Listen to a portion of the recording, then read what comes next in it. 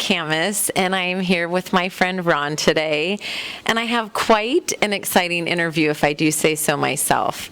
My friend Ron had invited me up here a couple years ago to come check out his, I feel like he said little train collection, but I don't remember the words exactly. He said I should bring my son up and check out his trains, and it's pretty cool.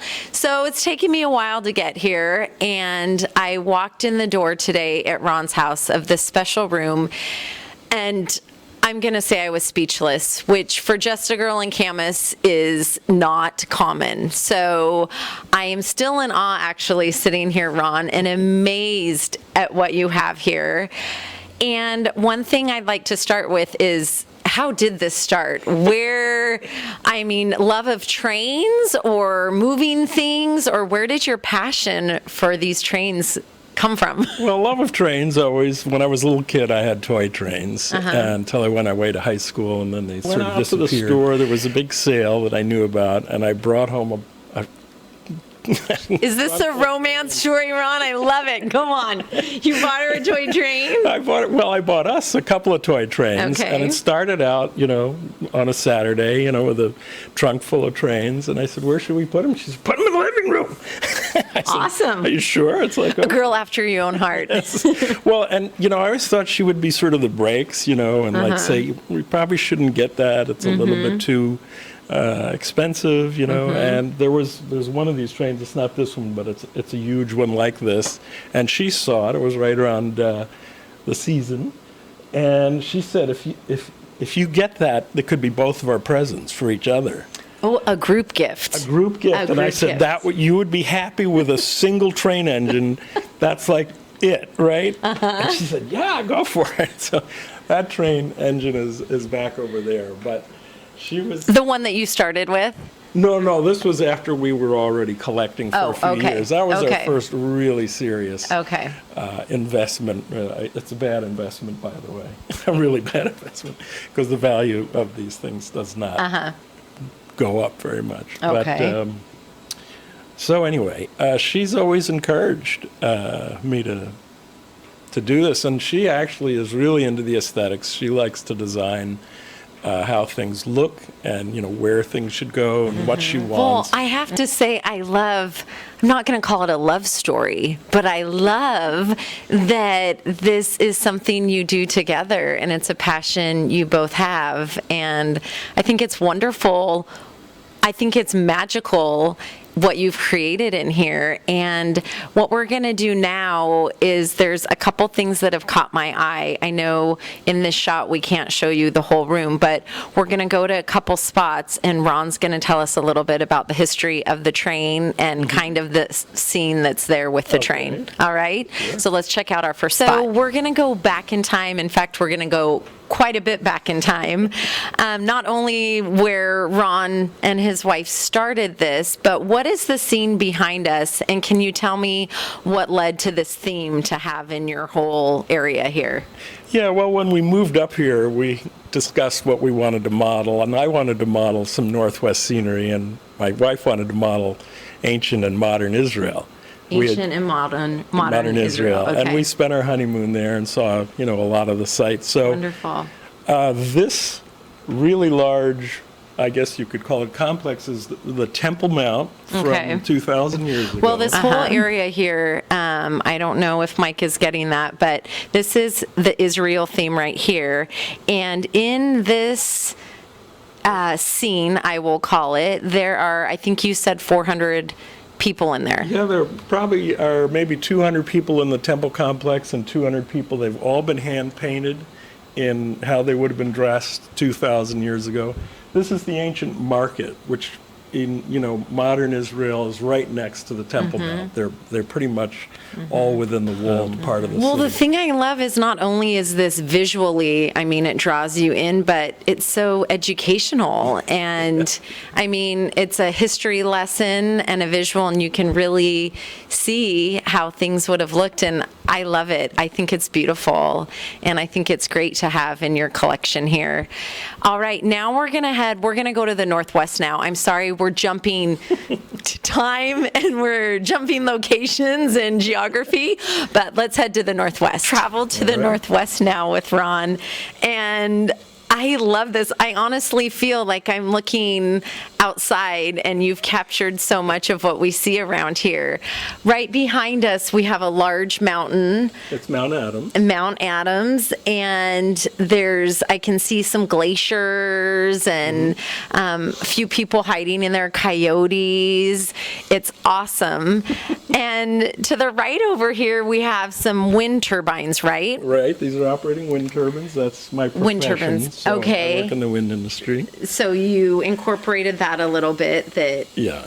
you're working the wind here for the environment, for energy, and had to incorporate that into your train. Now, does that help run any trains in here? No, it uses more electricity as well. We have I was going to say that'd be very impressive if those were running on your trains in they're here. consuming electricity. But so I'm a meteorologist, and I even have over there where you can't see so easily a meteorological tower, which is what I do. Is I do wind measurements. Okay. And that's what the tall, skinny. It doesn't look like it's so straight from here. I'm not sure if I need to straighten my tower. good. Looks good. Yeah, Okay. I think it looks good to my eye. And these wind turbines over here are Yeah, these are a one set of different shape. relics from the first development started out in California in the early 1980s, and these are called vertical axis turbines. They were built by Alcoa. Actually, these weren't. They were built by another company Right. in Seattle called Flowwind. But if you went into California until about 10 years ago and the older wind farms, you would see a lot of these vertical axis turbines. But they- All right, so we have the Northwest here, and oh my gosh, so many cool things going on. But I know your newest addition is this lovely, if we can just walk over here a few feet, it's a train station? No, it's the Oregon Rail Heritage Center, which is Okay. right next to OMSI and Down on the downtown waterfront Portland. there? Yeah, and it opened up about a year ago, and it houses the steam engines that the city of Portland owns, and I volunteer as a docent there on weekends. There are 3 really spectacular steam engines and a couple of diesel engines that are being restored. Actually, some of them are fully restored and operate, and then some of them are being restored. And the model actually has the same engines inside the building as exist in the real world in Portland. Of course it does. Naturally. Naturally. So now when I'm looking down at this table, is this a type of train I would take up to Seattle? This kind of looks like... Over on that table is the Amtrak Cascades. Okay, that's what I'm on what when you I'm would- going up there? yeah. Okay. This train, we actually took as tourists 2 years ago to the Grand Canyon from LA. This is a Santa Fe Wow. steam engine. And Was it comfortable? oh, yeah. Oh, well, you can buy 2 or 3 different classes of seats, and really the first class seats are usually in the dome cars or the end car, and they have a chef in each car and a bartender, and Gosh. you know that. Awesome. Is that the way you went? We've done that sometimes, like if it's a really special day, like one day we were coming back and it was my son's birthday, so we went into You the- have your own the little high-end. train system going in here, and it seems very efficient, and you have all kinds of, I know you had a train going, it was that cute little train right here with the trees on it, and there was steam coming out of it. Oh, yeah. It's a steam engine, right? Is that good lingo? That's good. Thank you. Most of these are steam engines, but not all of them. We have probably a third are diesels. And, Wow. it's a very mixed up collection. A lot of people who build models may pick a particular train line that they like, the Rio Grande, the Union Pacific, something like that, and that's all they would have. We have a complete mishmash of everything. I love There's- mishmash. Yeah, It's fabulous. This is mishmash here. It's fabulous. There's one of each, sort of. And then just let's go on this last location over here. What's in the corner? I see people sledding down the hillside there. The tram is going. This is Mount Hood. Mount Hood, and eventually that little tram that isn't going is going to be rebuilt.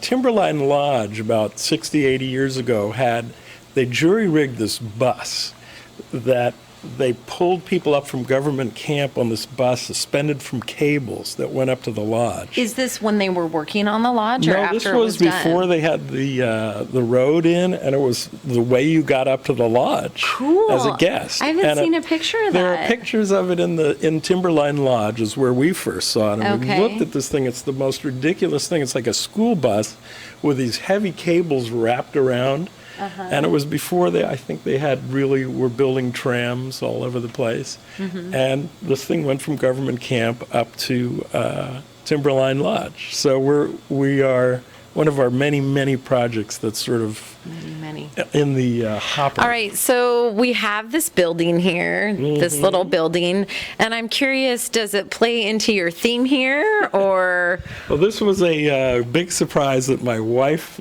dreamed up, and she had Keith build an exact replica of this entire room. This room that we're in right This now. room that we're in. And so if you went outside, this is exactly how it looks There's the outside. sign as we came Yep, in the door. and our little railroad crossing sign. Mm-hmm. And the roof just happens to come off. Oh, you're going to raise the roof? We're going to raise the roof.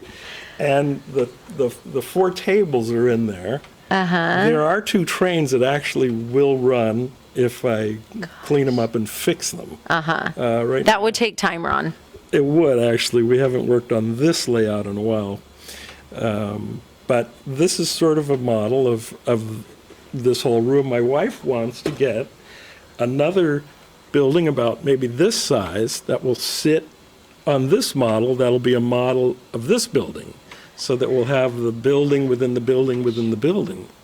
So that's on our to-do list. Where does she get these ideas? Do you know? Do they just come to her in the middle of the night, or I just know she's exceedingly clever. She is clever. I like her. Yeah. I have to say, I think I could spend a few hours here at least looking at every detail and chatting with you. And we might have to make a return visit as you keep adding to this. And I know that I am going to be back with my son very soon. My son and daughter, I think they would love to see this. This is beautiful. It's magical in here. And I have to say, Ron, one of the things I love is that this started with an interest with your wife and a passion. And I just think it's really neat. It's a project you guys work on together. And it's wonderful. You've created a beautiful little world in here. When I walked through that door today, I've entered a place I've never been before, and it's awesome. I can't really even put it into words. This is really cool. It sparks my imagination, and I feel like it brings the kid out in me. So this is great.